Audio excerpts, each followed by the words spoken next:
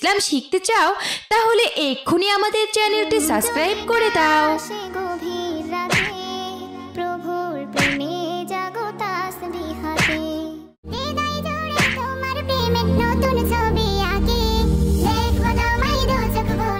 দেখেছো নবাব জাতির কাণ্ড, এত বেলা হয়ে গেছে আর এখনো পড়ে পড়ে কেমন ঘুমোচ্ছে। এদিকে বাড়ির কাজকর্ম সব পড়ে আছে। মাইসা, এই মাইসা, ওঠ ওঠ বলছি। এত বেলা পর্যন্ত ঘুমোলে বাড়ির কাজকর্ম কে করবে শুনি? মা, আমার না ভীষণ জ্বর এসেছে। কাজকর্ম করলে তো জ্বর আরো বেশি বেড়ে যাবে। আজ আমি কোনো কাজ করতে পারবো না। মা, আজ আমাকে দয়া করে একটু বিশ্রামে থাকতে দাও না মা। শুনেছ নবাব জাতির কথা? সে নাকি কাজ করতে পারবে না, সে আজ বিশ্রামে থাকবে। তাহলে বাড়ির কাজকর্ম কে করবে শুনি? তোর মরা মা এসে করবে? হ্যাঁ মা, এভাবে বলছো কেন? একটা দিন একটু ম্যানেজ করে নাও না।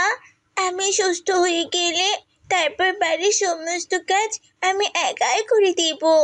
কি বললি তুই? আমি কাজ করব? বুঝেছি, এভাবে হবে না। ভালোভাবে বলছি তো, এজন্য বিছানা থেকে উঠছিস না। দাঁড়া, কিভাবে তোকে বিছানা থেকে তুলতে হয় সেটা আমার খুব ভালো করে জানা আছে। এই কথা বলে মাইসার সৎমা দরজাল মহিলা শেফালি এক বালতি পানি এনে মাইসার শরীরের ওপর ঢেলে দিল। এটা তুমি কি করলে মা? আমার পুরো শরীর তো ভিজে গেল। একদম ঠিক করেছি। এবার দেখবি শরীরে একটুও জ্বর থাকবে না। এখন আমি দেখব তুই এই ভেজা বিছানায় কি করে শুয়ে থাকিস। শেফালি, এটা তুমি কি করলে? কাল রাত থেকে মেয়েটার জ্বরে মেয়েটার শরীরটা একেবারে পুড়ে যাচ্ছে। আমি গিয়েছিলাম ওর জন্য ওষুধ আনতে, ও একটু শুয়ে বিশ্রাম নিচ্ছিল, আর তুমি কিনা ওর বিছানায় পানি ঢেলে দিয়েছো। বিছানায় পানি ঢেলে দেব না তো কি করব? হ্যাঁ, পানি না ঢেলে দিলে তো বিছানা থেকে তোমার নবাবজাদি মেয়ে উঠতেই পারবে না। এখন দেখবে এমনি সুরসুর করে কাজে চলে যাবে, আর শরীরে কোনো জ্বর থাকবে না। ওর কোনো ওষুধও লাগবে না, ওর জ্বরের ওষুধ ও পেয়ে গেছে। ছি ছি ছি ছি ছি ছি, তোমার মতো নিমক হারাম সৎমা আমি আমার জীবনে আর দ্বিতীয়টা দেখিনি। আমার এই মেয়েটাকে দেখাশোনা করার জন্যই তো আমি তোমাকে বিয়ে করে এনেছিলাম। তোমাকে বাড়িতে আনার পর তো দেখছি মেয়েটা আমার আরো বেশি অত্যাচারিত হচ্ছে। অত্যাচারিত হবে না তো কি করবে? হ্যাঁ, আমি ওকে বসে বসে খাওয়াবো? বাড়ির কাজকামে একটু সাহায্য করবে না তো ও কি করবে শুনি?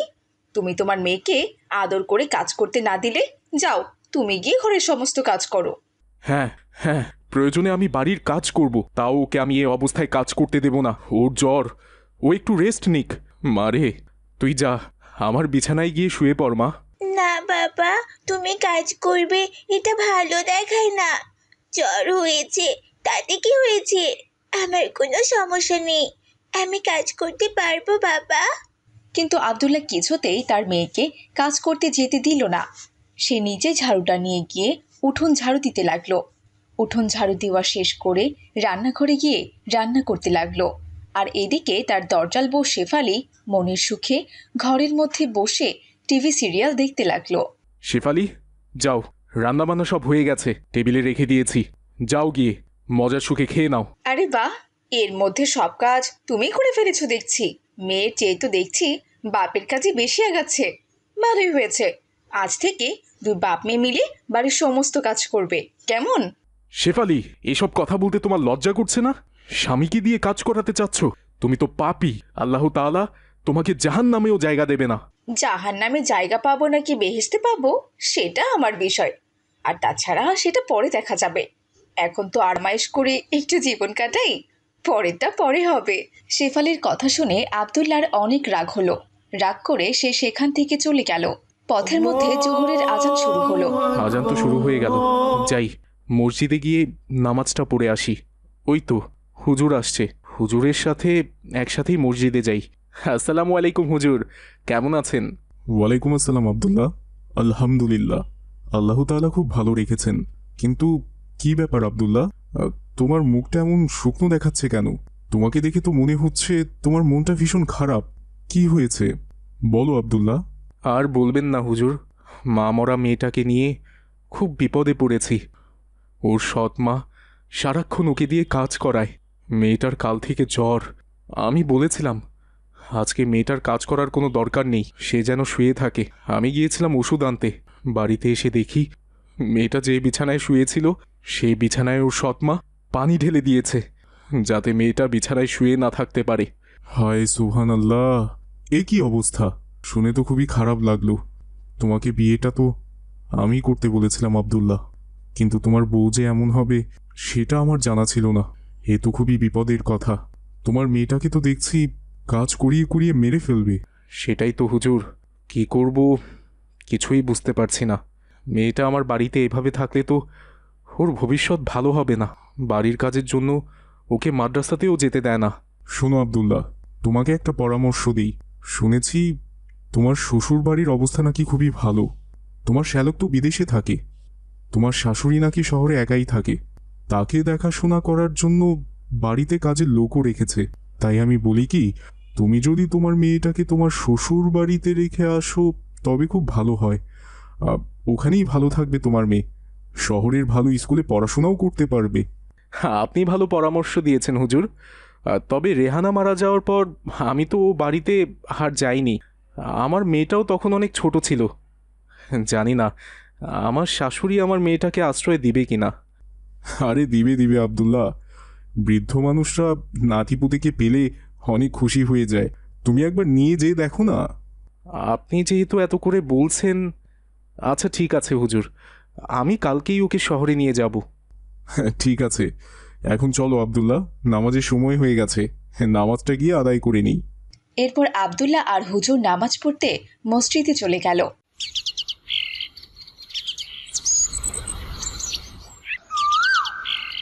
পরদিন সকালবেলা আব্দুল্লাহ মাইসাকে বলল, মা মাইশা, রেডি হয়ে নাও মা, এখনই আমরা শহরে যাব। শহরে যাবে মানে? আমি তো তোমার কথা কোনো কিছু বুঝতে পারছি না। শহরে তুমি কেন যাবে? ও বুঝেছি, শহরে গিয়ে কি ওকে ভালো কাপড় চোপড় কিনে দিবে? শহর থেকে যদি কোনো ভালো কাপড় এনেছো তো আমি কিন্তু সেগুলো পুড়ে ছাই করে ফেলবো, এই আমি বলে দিলাম। সব সময় তুই এক লাইন বেশি বুঝিস শেফালি। আমি কি তোকে বলেছি শহরে ওকে কাপড় চোপড় কিনে দিতে আমি নিয়ে যাচ্ছি? তোর আপদ বিদায় করতে নিয়ে যাচ্ছি, বুঝেছিস? ও আর আমাদের বাড়িতে থাকবে না, আজ থেকে ওর নানির বাড়িতে ও থাকবে। ওকে আমি ওর নানির বাড়িতে রেখে আসব। এখানে থাকলে আমার মেয়েটা তোর কাজ করতে করতে মরেই যাবে। তাই নাকি? এ তো খুবই ভালো কথা, এটাই তো আমি এতদিন থেকে চেয়েছিলাম। তাহলে অবশেষে আপদটা বিদায় হচ্ছে।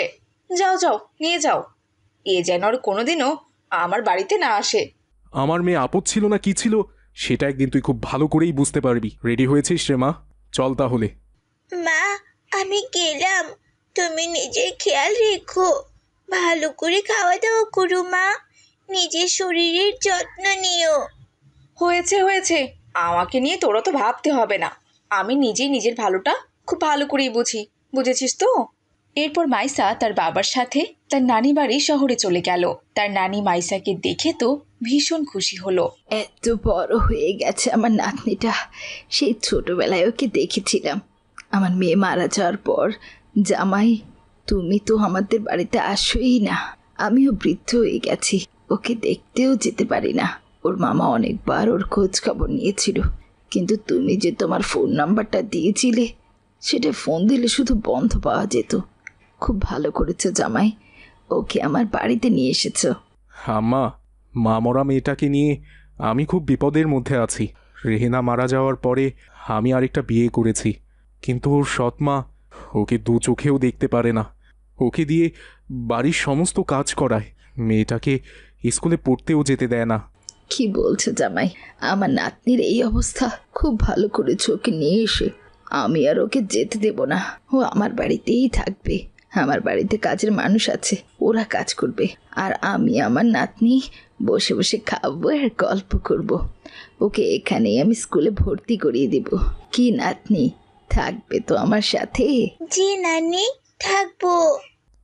আম্মা, আপনি আমাকে বাঁচালেন।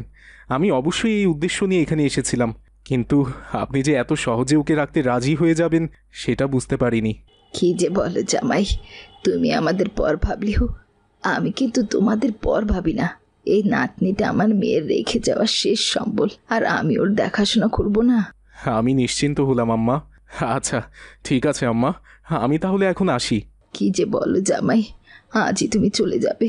একটা দিন থেকে যাও না, আর নাস্তাগুলোও খেয়ে নাও। না আম্মা, বাড়িতে শেফালি একা, তাই আমাকে যেতেই হবে। মাঝে মধ্যে আমি এসে মাইশাকে দেখে যাব। আপনি নিজের খেয়াল রাখবেন। আমি এখন আসি। আসসালামু আলাইকুম। ওয়ালাইকুম আসসালাম। আবার এসো জামাই। এরপর আব্দুল্লাহ কাঁদতে কাঁদতে সেখান থেকে চলে গেল আর যেতে যেতে বলল, সন্তান রেখে কারোর স্ত্রী মারা গেলে আপনারা কখনো দ্বিতীয় বিয়ে করবেন না, তাহলে আপনাদের অবস্থা আমার মতনই হবে। আসলে সৎমা কখনো নিজের মায়ের মতো হতেই পারে না। আজকে সৎ মায়ের জন্যই আমার মেয়েটাকে দূরে রেখে আসতে হলো। আমার মেয়ে থাকতেও আমি আমার মেয়ের মুখ প্রতিদিন দেখতে পারবো না। বাবা হিসেবে আমার যে কতটা লজ্জা লাগছে সেটা আপনাদের বোঝাতে পারবো না। এই চলো চলো সবাই, তাড়াতাড়ি চলো। হায় আল্লাহ, আজ অনেক দেরি হয়ে গেছে। হুজুর মনে হয় মক্তবে আমাদের জন্য অপেক্ষা করছে। আজ তো হুজুর আমাদের খুব বকবে রে। হ্যাঁ হ্যাঁ ফাতেমা, আজ আমাদের সত্যি অনেক দেরি হয়ে গেছে। প্রায় 6টা বেজে গেছে। তাড়াতাড়ি চলো সবাই। এসব কথা বলতে বলতে ফাতেমা, মাইসা আর মালিহা মক্তবের দিকে যাচ্ছিল। আর এদিকে মিলিও সকাল সকাল গান শেখার জন্য তার ওস্তাদের কাছে যাচ্ছিল। হায় হায়, একে তো আজ ওস্তাদের কাছে যেতে দেরি হয়ে গেছে। তার উপর ওস্তাদ যে গানটা আমাকে কাল মুখস্থ করতে দিয়েছিল, সেটাও তো আমার মুখস্থ হয়নি। আজকে কি যে কপালে আছে আমার, সেটাই তো বুঝতে পারছি না। আমি এক কাজ করি, যেতে যেতে একটু প্র্যাকটিস করে নিই বাবা। এ জীবন তোমাকে দিলাম ও বন্ধু, তুমি শুধু ভালোবাসা দিও বন্ধু, তুমি শুধু ভালোবাসা দিও। ও মা, তারপর যেন কি? ধুর, মাথাতেই তো আর কোনো কিছু আসছে না। এসব বলতে বলতে মিলিও তার ওস্তাদের কাছে গান শিখতে চলে গেল। কি ব্যাপার ফাতেমা, মাইশা, মালিহা, আজ তোমাদের মক্তবে আসতে তো দেরি হলো কেন? আমি সেই কখন থেকে তোমাদের জন্য অপেক্ষা করছি। আরবি শিক্ষা এত আলসেমি করলে তো চলবে না। আরবি হচ্ছে আমাদের দ্বীনি শিক্ষা। এই শিক্ষা আমাদের মুসলমানদের সবাইকে অর্জন করতে হবে। তা না হলে যে আমাদের আখিরাত, হাসুরের মাঠ, পুলসিরাত সবখানেই বিপদে পড়তে হবে। তাই নাকি হুজুর? আরবি শিক্ষার গুরুত্ব এত? আরবি শিক্ষার অবহেলা করলে আমাদের আখিরাত, হাসরের মাঠ, পুলসিরাত এগুলোতে বিপদে পড়তে হবে। কিন্তু হুজুর, আখিরাত, হাসুর, পুলসিরাত এগুলো কি? এর সম্পর্কে তো আমরা কোনো কিছুই জানি না। ও আচ্ছা ফাতেমা, তুমি তো ঠিকই বলেছ। এসব সম্পর্কে তো আমি তোমাদের সাথে কখনো আলোচনাই করিনি। আজ আমি তোমাদের আখিরাত, হাসরের মাঠ আর পুলসিরাত সম্পর্কে বিস্তারিত আলোচনা করব। তাহলে মন দিয়ে শোনো ফাতেমা, মাইশা, মালিহা। মৃত্যুর পরের জীবনকেই আখিরাতের জীবন বলা হয়। আখিরাতের জীবনের প্রথম ঘাঁটি হচ্ছে কবর, আর জান্নাতে যাওয়ার প্রথম ঘাঁটিও কবর। যে কবরের সওয়াল জবাবের উত্তর সঠিকভাবে দিতে পারবে, সে জান্নাতে যাওয়ার জন্য এক ধাপ এগিয়ে যাবে। তাই নাকি হুজুর? তাহলে কবরে আমাদের কি কি প্রশ্ন করা হবে? কবরে 3টি প্রশ্ন করা হবে ফাতেমা। প্রশ্ন 3টি হচ্ছে মান রাব্বুকা, অর্থাৎ তোমার রব কে? মান দিনুকা, অর্থাৎ তোমার ধর্ম কি? মান নাবিউকা, অর্থাৎ তোমার নবী কে? কিন্তু হুজুর, এই 3টি প্রশ্নের উত্তর কি হবে? মাইশা, এই 3টি প্রশ্নের উত্তর হবে মান রাব্বুকা, তোমার প্রতিপালক কে? এই প্রশ্নের উত্তরে যাবে হচ্ছে রাব্বি আল্লাহ, আমার প্রতিপালক আল্লাহ। মান দিনুকা, তোমার ধর্ম কি ছিল? মুমিন হলে উত্তর দেবে দিনী আল ইসলাম, আমার দিন ইসলাম। এরপরে মহানবী সাল্লাল্লাহু আলাইহি ওয়াসাল্লামকে দেখিয়ে বলা হবে মান হাজার রাসূল, এই ব্যক্তিটিকে? মুমিন হলে উত্তর দেবে হাজার রাসূলুল্লাহ, তিনি আল্লাহর রাসূল। হুজুর, এই 3টি প্রশ্নের উত্তর তো খুবই সহজ। আমার তো এগুলো এখনই মুখস্থ হয়ে গেছে।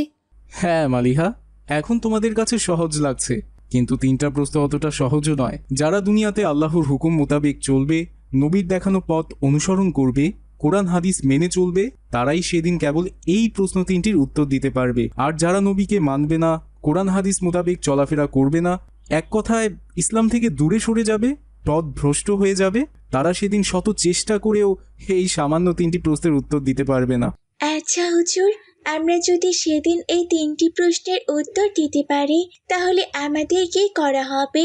আর যদি উত্তর দিতে না পারি, তাহলে আমাদের কি করা হবে? আলহামদুলিল্লাহ, খুব ভালো একটা প্রশ্ন করেছো ফাতেমা। সেদিন যারা এই 3টে প্রশ্নের উত্তর দিতে পারবে না, কবরের মধ্যেই সেদিন তাদের শাস্তি শুরু হয়ে যাবে, আর এই শাস্তি চলতে থাকবে কিয়ামত পর্যন্ত। আর যারা ওই দিন এই 3টে প্রশ্নের উত্তর দিতে পারবে তাদেরকে ফেরেশতারা ঘুম পাড়িয়ে দেবে। তারা ঘুমের মধ্যেই জান্নাতের সুখ অনুভব করতে থাকবে। তারা এক ঘুমে কিয়ামতের পর হাসরের ময়দানে উঠে পড়বে। হায় আল্লাহ, তাহলে যাতে আমরা কবরের 3টা প্রশ্নের উত্তর দিতে পারি, এখন থেকে আমাদের সেই কাজ করতে হবে। আচ্ছা হুজুর, আপনি আরো বলেছিলেন হাসরের ময়দান, পুলসিরাত, এগুলো আবার কি? হ্যাঁ, শোনো তাহলে। হাসরের ময়দান হচ্ছে সেই ময়দান যে ময়দানে দুনিয়ার সকল কাজকর্মের হিসাব নেওয়া হবে। কে কত পাপ করেছে, কে কত সোয়াব অর্জন করেছে, সেদিন তার হিসাব নেওয়া হবে। এবং সেদিনের পাপ পুণ্যের হিসাব শেষে পুলসিরাত পার হয়ে মহান আল্লাহ তাআলা সবাইকে জান্নাতে প্রবেশ করতে বলবেন। কিন্তু যারা দুনিয়াতে মুমিন বান্দা ছিল তারা সেই পুলসিরাত খুব সহজেই পার হয়ে জান্নাতে চলে যাবে। সেখানে থাকবে সুখ আর সুখ। কিন্তু যারা দুনিয়াতে আল্লাহকে ভুলে গিয়েছিল, মারামারি হানাহানিতে লিপ্ত ছিল, আল্লাহর রাসূলকেও ভুলে গিয়েছিল, আল্লাহর কোরআন নবীর হাদিস মেনে চলেনি, তারা সেই পুলসিরাত পার হতে গিয়ে নিচে পড়ে যাবে। আর নিচেই থাকবে জাহান্নাম, যেখানে শাস্তি আর শাস্তি। হায় আল্লাহ, এ তো খুবই ভয়ঙ্কর কথা। আচ্ছা হুজুর, পুলসিরাত দেখতে কেমন? খুব ভালো প্রশ্ন করেছো ফাতেমা। উম্মুল মুমিনিন হযরত আয়েশা সিদ্দিকা রাদিয়াল্লাহু তাআলা আনহু থেকে বর্ণিত, রাসূলুল্লাহ সাল্লাল্লাহু আলাইহি ওয়াসাল্লাম বলেছেন, জাহান্নামের উপর একটি পুল আছে যা চুলের চেয়েও বেশি চিকন আর তরবারির চেয়েও বেশি ধারালো। এর উপর লোহার শিকল ও কাঁটা থাকবে। মানুষ এর উপর দিয়েই গমন করবে, কেউ চোখের পলকে, কেউ বিদ্যুৎ গতিতে, কেউ বায়ু বেগে, আর কেউ উত্তম ঘোড়া ও উটের গতিতে পুলসিরাত পার হবে। আর ফেরেশতারা বলতে থাকবে, হে প্রভু, সহি সালামতে অতিক্রম করাও, হে প্রভু, নিরাপদে পার করাও। কেউ নাজাত পাবে, কেউ আহত হবে, কেউ উপর হয়ে পড়ে যাবে, আর কেউ অধোমুখী হয়ে জাহান্নামে পড়ে যাবে। হায় সুবহান আল্লাহ। আচ্ছা হুজুর, সেই দিন আমাদেরকে বাঁচানোর জন্য কেউ কি থাকবে না? না মাইশা, সেদিন আমাদের বাঁচানোর জন্য কেউ থাকবে না। এমনকি অন্য নবীরাও সেদিন আল্লাহর কাছে সাহায্য চাইতে থাকবেন। হযরত আবু হুরায়রা রাদিয়াল্লাহু তাআলা আনহু থেকে একটি দীর্ঘ হাদিস বর্ণিত হয়েছে। তাতে রয়েছে, নবীজি সাল্লাল্লাহু আলাইহি ওয়াসাল্লাম বলেছেন, আল্লাহ তাআলা সব মানুষকে একত্র করে বলবেন, দুনিয়ায় তোমরা যে যে জিনিসের উপাসনা করেছিলে সে তার সঙ্গে চলে যাও। অতএব সূর্যের উপাসনাকারী সূর্যের সঙ্গে, চন্দ্রের উপাসনাকারী চন্দ্রের সঙ্গে, এবং মূর্তি পূজারী মূর্তির সঙ্গে চলে যাবে। অবশিষ্ট থাকবে এই উম্মতের লোকেরা, তাদের মধ্যে মুনাফিকরাও থাকবে। তখন জাহান্নামের ওপর পুলসিরাত স্থাপন করা হবে। সেদিন সর্বপ্রথম আমি সেই পুলসিরাত অতিক্রম করব। আর সেদিন সব রাসূলের দোয়া হবে, আল্লাহুম্মা সাল্লিম, আল্লাহুম্মা সাল্লিম, অর্থাৎ হে আল্লাহ, রক্ষা করো, রক্ষা করো। এখন বুঝতে পেরেছি হুজুর, আমাদের সত্যি অনেক বড় ভুল হয়ে গেছে। আমরা আর দ্বীনি শিক্ষার বিষয়ে আলসেমি করব না, এটাই আমাদের প্রধান কাজ। আল্লাহ তাআলা এই উদ্দেশ্য নিয়েই তো আমাদের দুনিয়াতে পাঠিয়েছেন। আমরা আর কখনো দেরি করে মক্তবে আসবো না হুজুর। মাশাল্লাহ, তোমাদের কথা শুনে খুব ভালো লাগলো। তাহলে এখন পড়া শুরু করো। আলিফ, বা, তা, সা, জিম, হা, খ, দাল, জাল, র। এরপর ফাতেমা, মাইসা, মালিহা ওরা মক্তব শেষ করে ওদের বাড়ির পথে রওনা দিল। ওদিকে মিলিও তার গানের ক্লাস শেষ করে বাড়ির দিকে রওনা দিয়েছে। পথে তাদের দেখা হয়ে গেল। আসসালামু আলাইকুম মিলি, কেমন আছো তুমি? খ্যাত মেয়েদের কাজ দেখেছো? সকালবেলা ইয়া লম্বা একটা হিজাব বোরখা পরে চলে গেছি মক্তবে, তাও আবার আলিফ বা পড়তে। এই তোরা আমাকে দেখ, আমি গিয়েছিলাম গান শিখতে। গান কয়েকদিন পরে আমি খুব বড় শিল্পী হয়ে যাব, তারপর স্টেজ প্রোগ্রাম করব, আর মাসে মাসে লাখ লাখ টাকা কামাবো। আমাকে তোরা টিভিতে দেখতে পারবি, জানিস? আমার গান মোবাইলেও শুনতে পারবি। আমাকে সবাই কত সম্মান করবে। আর তোদের ওসব আরবি পড়ে কি হবে, হ্যাঁ? শুনি তো। এসব তুমি কি বলছো মিলি? আমাদের দুনিয়ার সম্মানের দরকার নেই, আমাদের দরকার আখিরাত, হাসর আর পুলসিরাত। ওই দিনে যদি আল্লাহ তাআলার কাছে ক্ষমা পাই তাহলে আমরা অনেক খুশি হব। ওই দিনই আল্লাহ তাআলা আমাদের সম্মানিত করবে। দুনিয়ার ক্ষণস্থায়ী সম্মানের আমাদের কোনো দরকার নেই বোন। সম্মান অর্জন করতে হলে দুনিয়াতেই করতে হবে, তাহলে সবাই দেখবে, আখিরাতে নয়, বুঝেছিস তো? মিলি, তুমি এখনো ভুল ধারণা নিয়ে আছো। দুনিয়া আমাদের কাছে কিচ্ছু না। এই দুনিয়া আখিরাতের শস্য ক্ষেত্র মাত্র। আমাদের মৃত্যুর পরে অনন্তকালের জীবন পড়ে আছে, যে জীবনের শুরু আছে কিন্তু শেষ নেই। আমাদের দুনিয়ার সকল পাপ পুণ্যের কাজের হিসাব সেদিন হাসরের ময়দানে দিতে হবে। আর সেদিন যাদের নেকির পাল্লা ভারী হবে তাদেরকে পুলসিরাত পার হয়ে জান্নাতে যেতে দেওয়া হবে। আর যাদের পাপের পাল্লা ভারী হবে তাদের কেউ পুলসিরাত পার হতে পারবে না, জাহান্নামের মধ্যে পড়ে যাবে। জানো? কি বলি ফাতেমা? পুলসিরাত? পুলসিরাত আবার কি রে?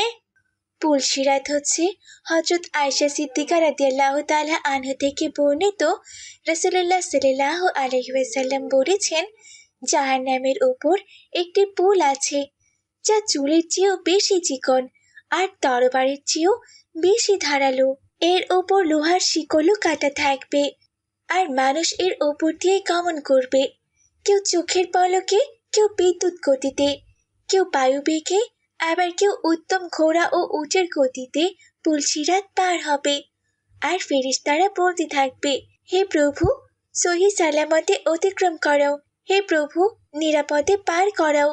কেউ নাজাত পাবে, কেউ আহত হবে, কেউ উপর হয়ে পড়ে যাবে, আর কেউ অর্ধমুখী হয়ে জাহান্নামে পড়ে যাবে। তাই নাকি ফাতেমা? এ তো খুবই ভয়ঙ্কর কথা। হায় আল্লাহ, আমি কত পাপ করেছি। নামাজ কালাম তো কোনো কিছুই পড়ি না, নবীর দেখানো পথেও চলি না, সব সময় গান বাজনা এগুলো নিয়ে ব্যস্ত থাকি। কিন্তু আজ আমি বুঝতে পেরেছি এই দুনিয়া কিছুই না।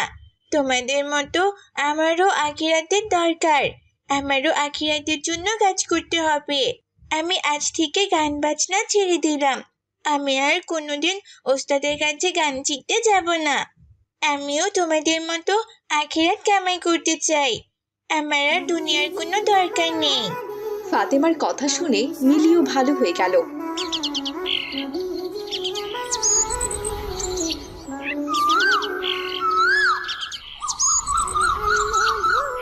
পরদিন থেকে মিলিও মাইসা, মালিহা, ফাতেমার সাথে নিয়মিত মক্তবে আসতে লাগলো।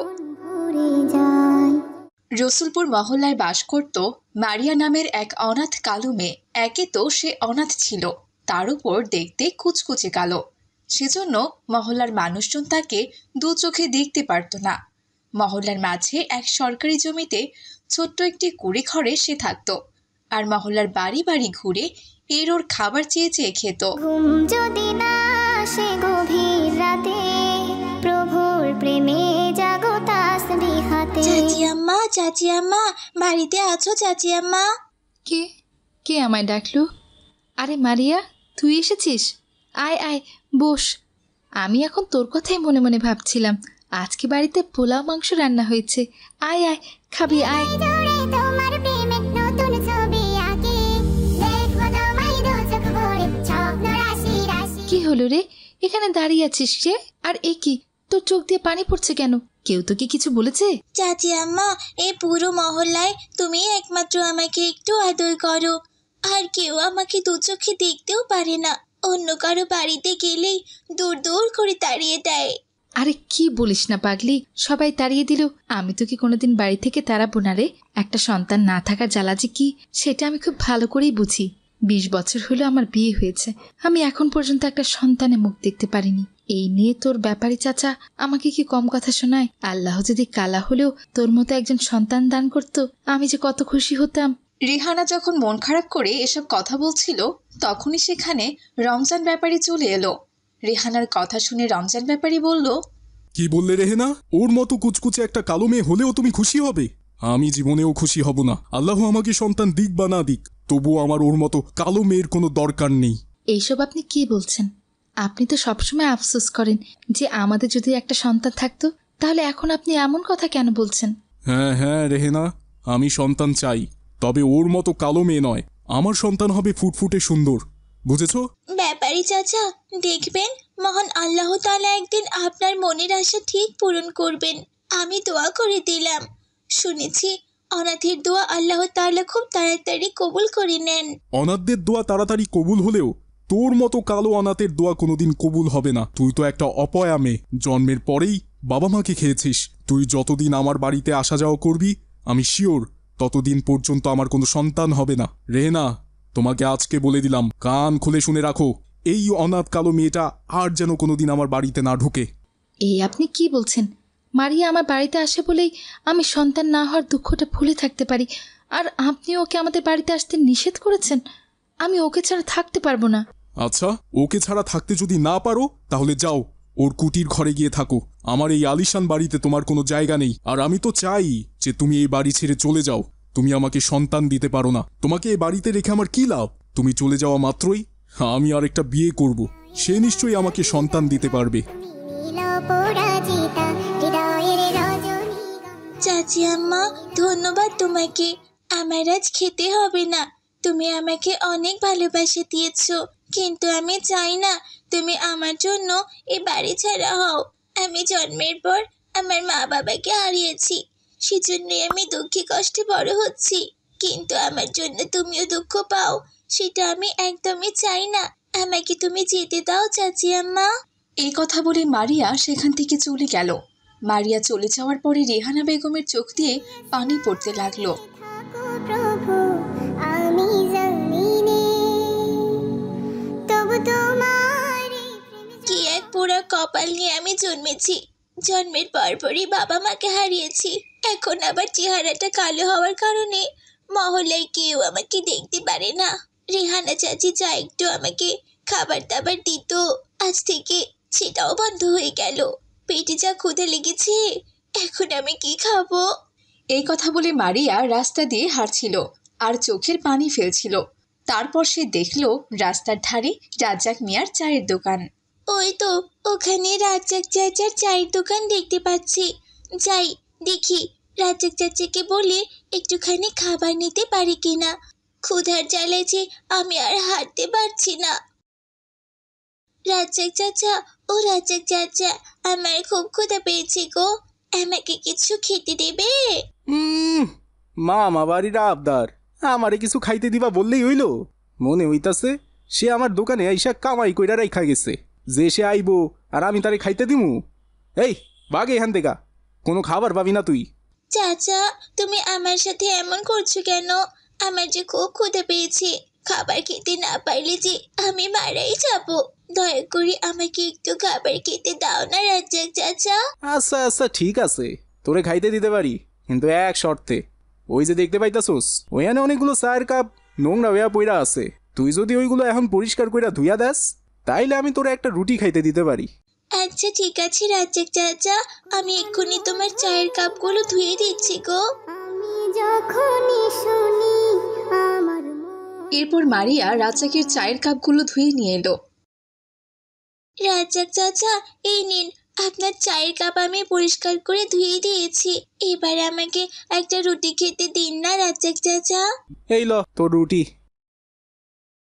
চাচা, আপনি না বললেন আমাকে একটা ভালো রুটি খেতে দিবেন, আর এখন আপনি কিনা আমাকে কালকের বাসি পচা একটা রুটি খেতে দিচ্ছেন। এই বাসি পচা রুটিটা খেলে তো আমার অসুখ করবে।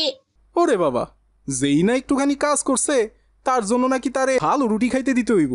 এই তোর রুটি খাওয়ান লাগবো না, আমার রুটি আমারে দিয়া দে। চাচা, তুমি আমাকে এইভাবে বলছো কেন? আমি তো কাজের বিনিময়ে একটা রুটি চেয়েছি, আর তুমি... আচ্ছা ঠিক আছে, তুমি আমাকে দাও, আমি এই বাসি পচা রুটিটাই খেয়ে নিচ্ছি। এরপর মারিয়া সেই বাসি পচা রুটিটা খেতে খেতে বাড়ির দিকে রওনা দিল। এভাবেই সেই দিনটি কেটে গেল।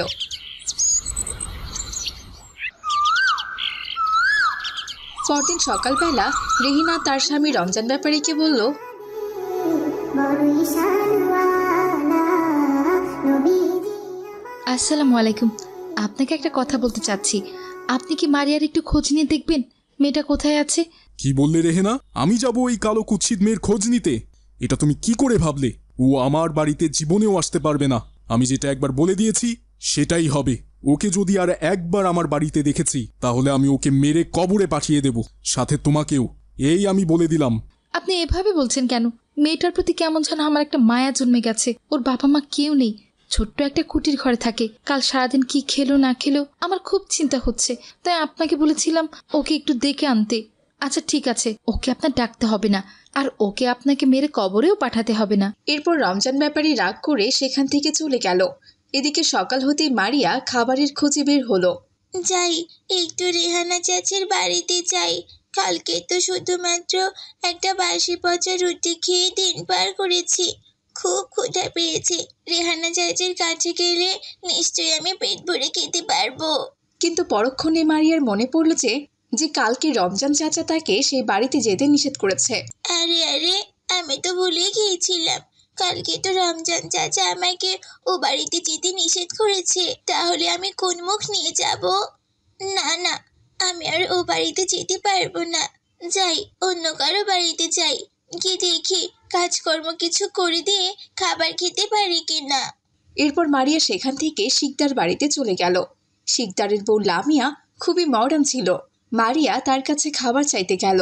সে বলল, আমি খাবার দিতে পারি তোকে, তবে এক শর্তে। আগে আমার এই বাড়ির সমস্ত কাজ তোকে করে দিতে হবে। যদি সব কাজ ঠিকঠাক মতো করতে পারিস তাহলেই খাবার পাবি, তা না হলে পাবি না। এবার তুই বল, তুই কি আমার শর্তে রাজি? আচ্ছা ঠিক আছে চাচি, আমি তোমার সমস্ত কাজ করে দেব। আর তোমার সব কাজ শেষ হলে তারপরেই আমি খাবার খাবো। কি ব্যাপার, তুই চাচি কাকে বললি? আমাকে কি দেখে তোর খ্যাত মনে হয়? আমাকে মালকিন বলবি, মালকিন, বুঝেছিস? তা না হলে একটুও খাবার পাবি না, এই বলে দিলাম। আচ্ছা ঠিক আছে মালকিন, আমি আপনার সমস্ত কাজ করছি। এরপর সারাদিন ধরে মারিয়া লামিয়ার বাড়ির সমস্ত কাজ করে দিল। বিকেলবেলা লামিয়া মারিয়াকে একটুখানি খাবার খেতে দিল। খাবার খাওয়া শেষ করে মারিয়া তার বাড়িতে চলে এলো। কিন্তু সারাদিনে এত পরিশ্রম করে মারিয়ার প্রচণ্ড জ্বর আসলো। সে প্রচণ্ড জ্বরে কাতরাতে লাগলো। কি জ্বর এসেছে রে বাবা! খুব জ্বর এসেছে। মাথাটা কেমন ঝিমঝিম করছে। আল্লাহ সাহায্য করো। এভাবেই জ্বরে মারিয়া কাতরাতে লাগলো। এরপর রাত হয়ে গেল। রাতে রমজান ব্যাপারী স্বপ্নে দেখলো কে যেন এসে তাকে বলছে, এই রমজান ব্যাপারী, তুই একজন নিমক হারাম মানুষ, তোর হৃদয়ে কোনো দয়া মায়া নেই। এজন্যই আল্লাহ তাআলা তার রহমত থেকে তোকে বঞ্চিত করে রেখেছে। তুই তো মানুষকে ভালোবাসতেই শিখিসনি, তাহলে তুই তোর সন্তানকে কি করে ভালোবাসবি? অসহায় এতিম ছোট্ট একটা মেয়ে তোর বাড়িতে এসেছিল একটুখানি খাবার খেতে। তোর স্ত্রী তাকে খাবার খেতেও দিতে চেয়েছিল, কিন্তু তুই তাকে খাবার খেতে দিসনি। তাকে দূর দূর করে তাড়িয়ে দিয়েছিস, কালো বলে তাকে অপমান করেছিস। তাহলে আল্লাহ তাআলা তোকে সন্তান দান করবেন কি করে? তুই যদি সন্তান পেতে চাস তাহলে আগে মানুষকে ভালোবাসতে শিখ, তা না হলে তুই জীবনেও সন্তানের বাবা হতে পারবি না। আর পরক্ষণেই রমজান ব্যাপারী ঘুম থেকে চিৎকার করে উঠল, হায় আল্লাহ, এটা আমি কি করেছি? আমি এখন বুঝতে পেরেছি আমি কার সাথে অন্যায় করেছি। আমি মারিয়াকে দূর